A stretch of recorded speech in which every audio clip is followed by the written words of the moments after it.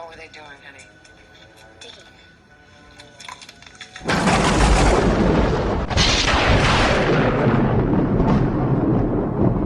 Cheap greed.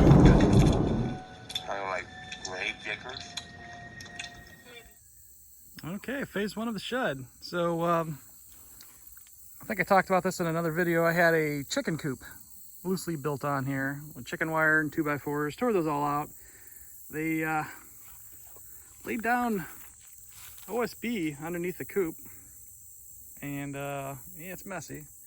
The other thing that stinks is they went all the way around with you know, that black rubber border stuff and the thickest ground cloth that I've ever seen. It's hard to cut. It's like a 1/4 inch thick, and crap ton of river rock.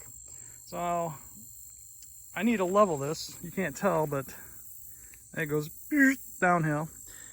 And I need to pull these rocks up first in this rubber thing. And I've got some 2x6, so I'm gonna frame and then fill with fill dirt or whatever I have, if I have enough junk. I'm gonna use the old chicken wire as rebar in the cement mix, so that'll be cool. And yeah, we'll have ourselves a pretty respectable garage. The roof leaks, that's why it's tarped.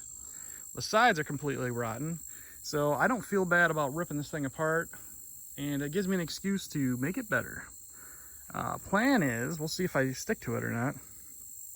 We're extending this 10 feet, so I'll have another 10 by whatever. I think it's 16 foot long now. I want to say it's 10 wide. So that'll be another 160 square feet space, which is nice. I kind of want to put a second story on this and go from whatever it is, I don't know, 9-foot roof to like first floor would be 8 foot, second floor would be 6 foot or 7 foot, and use the top for storage. Got another car that I need to bring over here. I could park that right where you see all this junk. I got my motorcycles that are hogging the garage, that I need to put the Grand Cherokee in the garage before winter. And yeah, it's gonna be a fun project, but phase one, let's get her cracking.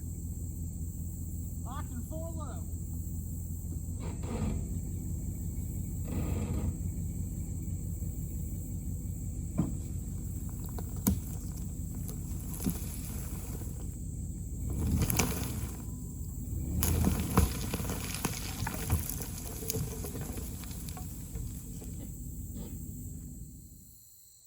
All right, after many hours of digging, we had layer 1 that had rocks on top of it and dirt and stuff growing in it. And then when I got below that, instead of digging up the old and fixing it, they just put another layer down and did it again. So I have 2 layers of rock. I've already filled up one of these wagons full, so I got a tote, 30-gallon tote full of this stuff already. So I'm gonna have a lot of rock, which is cool, but very labor intensive. But yeah, we'll get her done. It's gonna take me a little while. The sides are gonna be really fun. I think to prevent rot, I'm just gonna put gutters on it and then run the gutter away from it. Instead of trying to do this, let's put tons of rock around it, because all they did was bury it past the slab and it rotted it from the bottom.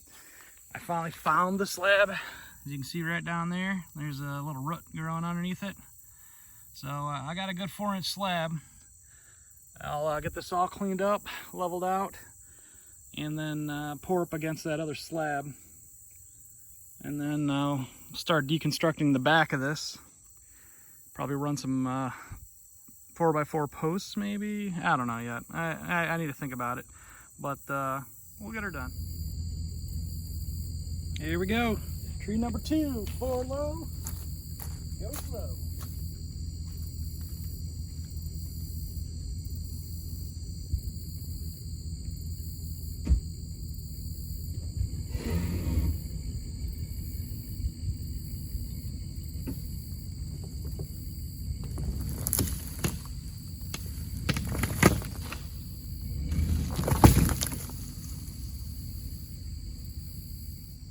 Holy crud.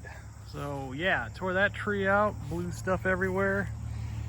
Cutting giant roots. Yes, these are just roots, not trees.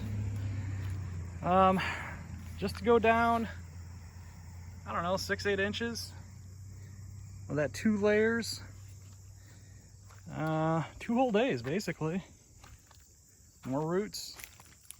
Giant tote filled with some rocks the size of footballs. Not too pleasant. Here's the 2 tarps. So I've got so much rock that I needed to get rid of it. Because let me show you here. More rock. More rock. And I have double that amount that I'm actually using for landscaping. And it's looking pretty nice, but it's adding more time to the project, which I really didn't want to do, but whatever. It's kind of ugly right now, but it'll be pretty once I figure out how much rock I have and how much rock I can put around rock. So yeah, pretty neat, eh? So yeah, don't throw away rock. I mean, this stuff is, you know, up here, a lot of this is softball size. A lot of pretty rock here.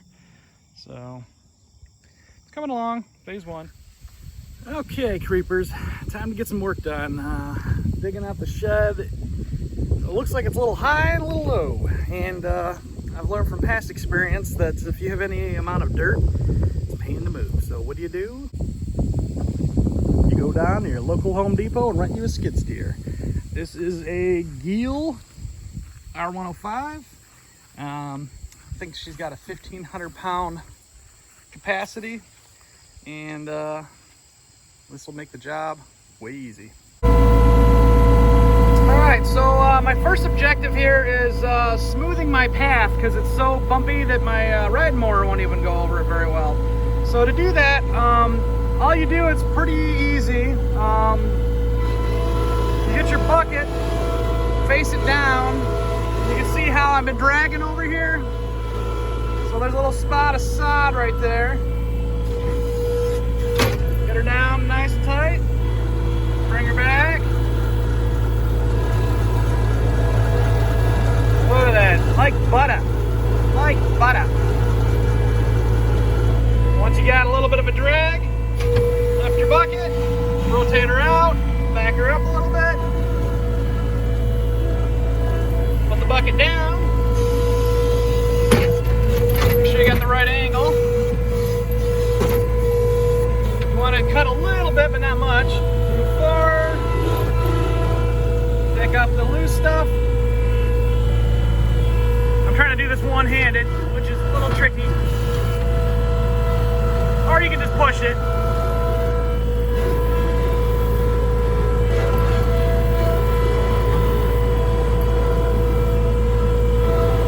Like so.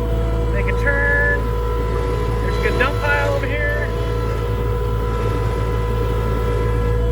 Pull your bucket up and dump. Neat, huh? Well, there we go. All nice and level. I had to steal some dirt from over there. Let me turn this up. Oh, there we go. Look at that. Yeah. So I had to steal some dirt from over there and some from back over there. But everything is awesome. And yeah. I wish I would have filmed it, but I took this thing through the jungle. And I kid you not, I could not see for most of the trip. It smashed through, and when I hit a big tree that I couldn't go through, I backed up and turned. It is freaking sweet. So I punched a trail through the jungle, which is so super thick. I mean, I can show you. I mean, just to give you an idea, you know, it's just thick and crazy. And there's vines hanging. It's like going through a rainforest. It's pretty nutty. And my one trail, you can see, all nice and smooth. Now, You may say, oh no, you don't have the grass. Well, this is field grass. This stuff grows rapido. So no worries. This was so bumpy, my little mower was having a heart attack trying to cut. And then the trail is way back yonder in the woods, which I'm not going to go through. But we'll have some trail riding soon. So woohoo! All right, time to spray this girl off. You can rent this particular skid steer from Home Depot. Want a $300 deposit that you can put on a credit card, and I think the total was like $284 or something like that for 24 hours. I can't remember. It's a $100 difference between 4 hours and 24 hours, so you might as well just keep it for 24 hours. Since you're gonna spend an hour washing this stupid thing and filling it with diesel, because you have to have it with a full tank when you return it, and have it spick and span, or they'll charge you $200.